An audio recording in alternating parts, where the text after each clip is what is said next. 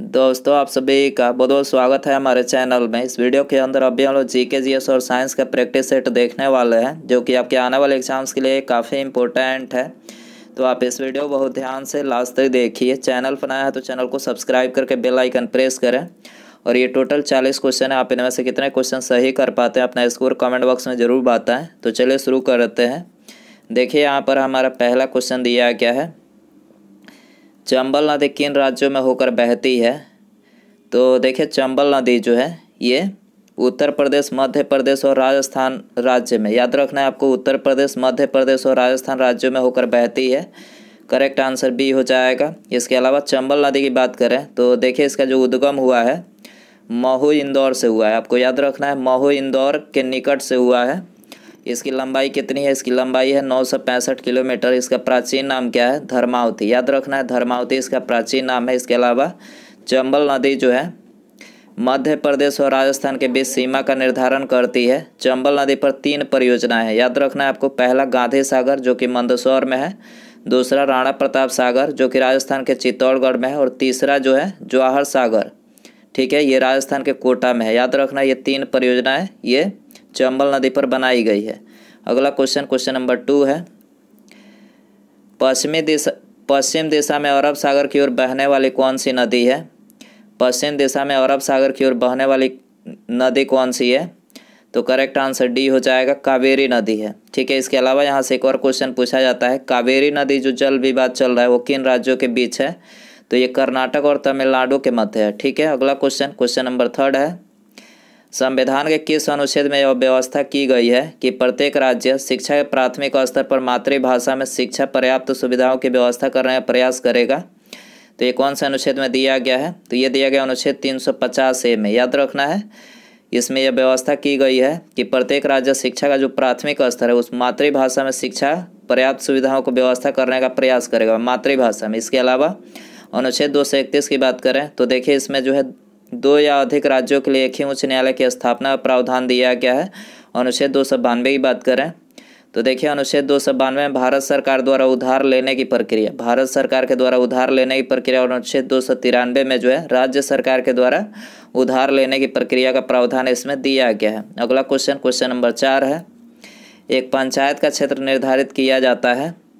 एक पंचायत का क्षेत्र निर्धारित किया जाता है तो ये करेक्ट आंसर बी हो जाएगा, राज्य सरकार के द्वारा। ठीक है, अगला क्वेश्चन नंबर 5 है, सेतु समुद्रम परियोजना किन्हें जोड़ती है?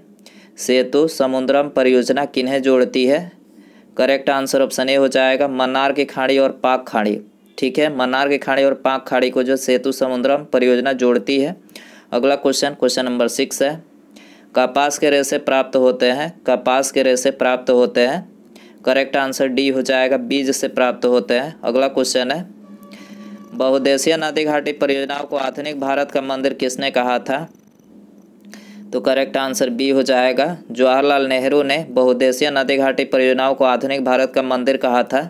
अगला क्वेश्चन नंबर 8 है, बैरन द्वीप अवस्थित है। बैरन द्वीप अवस्थित है तो करेक्ट आंसर ये हो जाएगा, बंगाल की खाड़ी में। बैरन द्वीप कहाँ है? बंगाल की खाड़ी में है। क्वेश्चन नंबर 9 है, छोटा नागपुर पठार की सबसे ऊंची चोटी कौन सी है?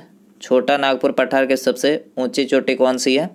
तो यह है पारसनाथ। याद रखना है पारसनाथ छोटा नागपुर पठार की सबसे ऊंची चोटी है।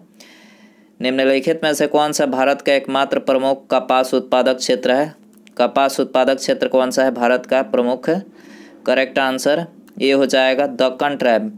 दक्कन ट्रैप भारत का एक प्रमुख कपास उत्पादक है। अगला क्वेश्चन नंबर 11 है, निम्नलिखित में से कौन सी पर्वत श्रेणी ट्रांस हिमालय में सम्मिलित नहीं है? कौन सी पर्वत श्रेणी ट्रांस हिमालय में सम्मिलित नहीं है? करेक्ट आंसर सी हो जाएगा, कंचनजंगा। ठीक है,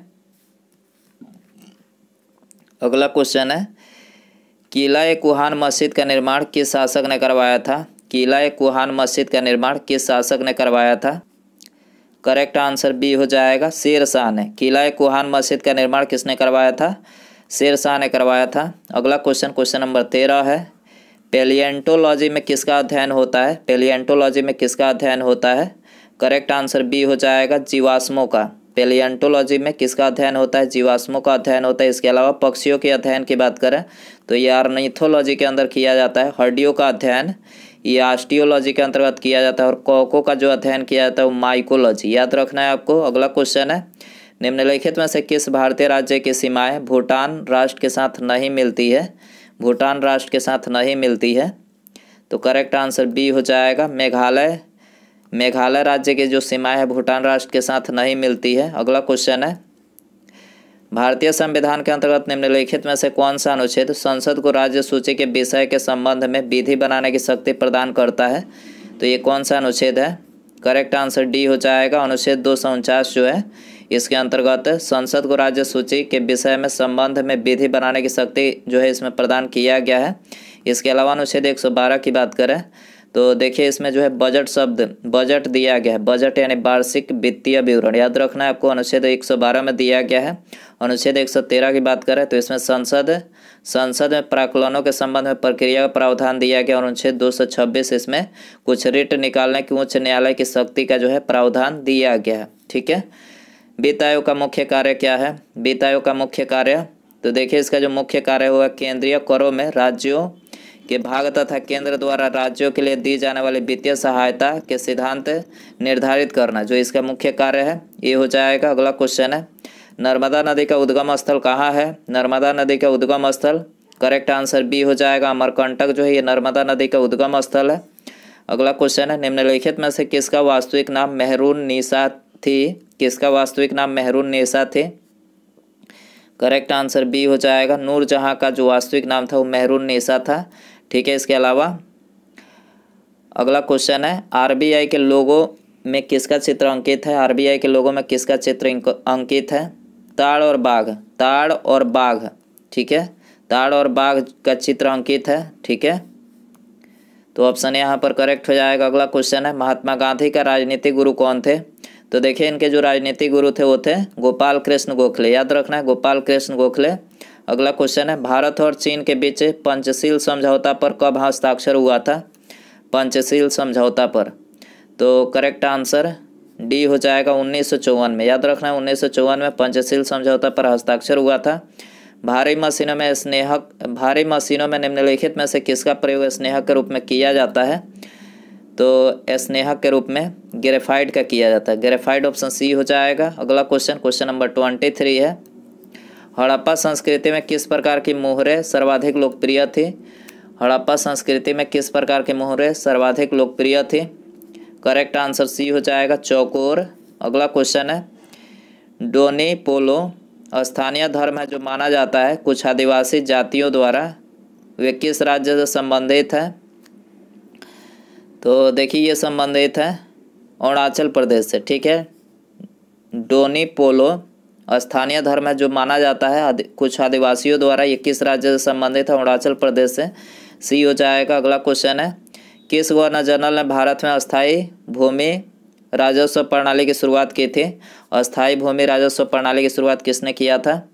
करेक्ट आंसर ये हो जाएगा लॉर्ड कॉर्नवालिस ने। ठीक है, अगला क्वेश्चन है, मौद्रिक नीति का निर्माण भारत में कौन करता है? मौद्रिक नीति का निर्माण करेक्ट आंसर डी हो जाएगा आरबीआई जो है ये मौद्रिक नीति का निर्माण करता है भारत में। इसके अलावा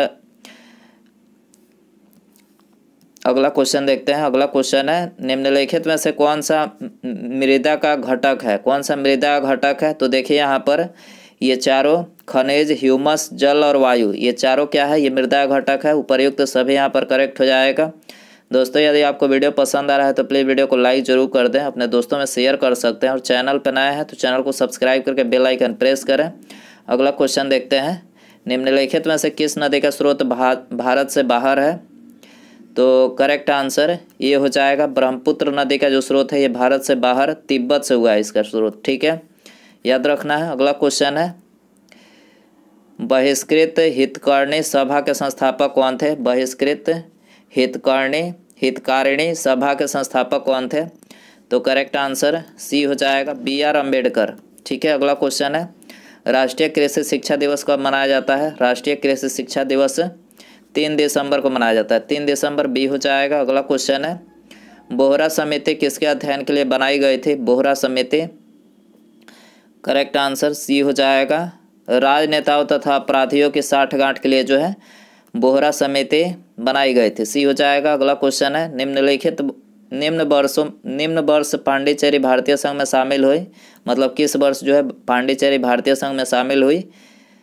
तो करेक्ट आंसर सी हो जाएगा, 1954 में शामिल हुई। अगला क्वेश्चन है, किसी अर्धचालक का प्रतिरोध गर्म करने पर, किसी अर्धचालक का प्रतिरोध गर्म करने पर क्या होता है? घटता है। ऑप्शन बी हो जाएगा।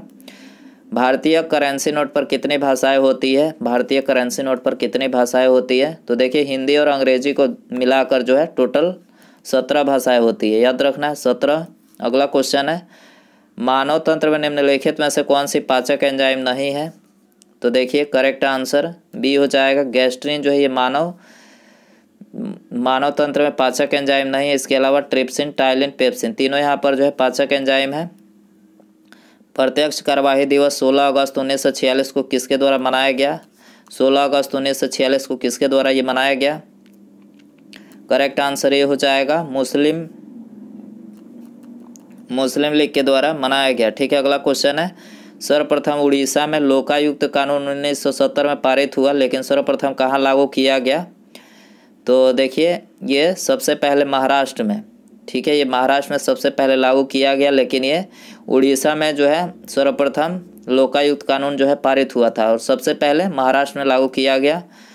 निम्नलिखित में से किस शासक ने मनसबदारी प्रथा में 2 अस्पा को लागू कर दिया? किस शासक ने किया था?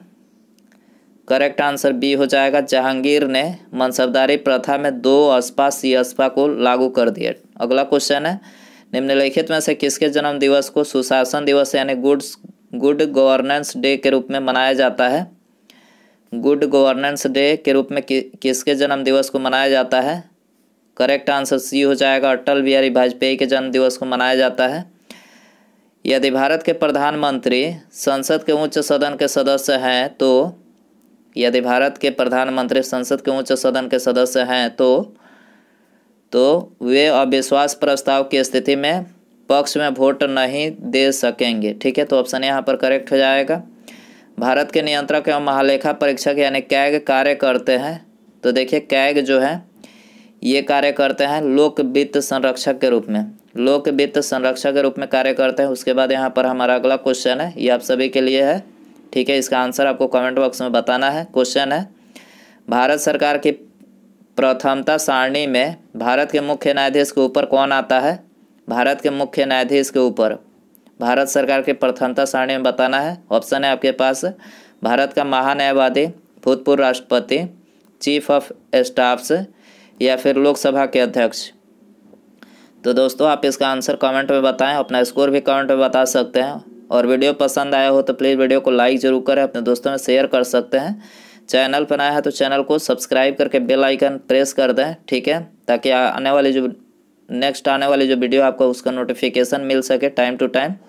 तो सब्सक्राइब करने के बाद बेल आइकन प्रेस रखें, ठीक है। मिलते हैं अगले वीडियो में। नमस्कार, जय हिंद, जय भारत।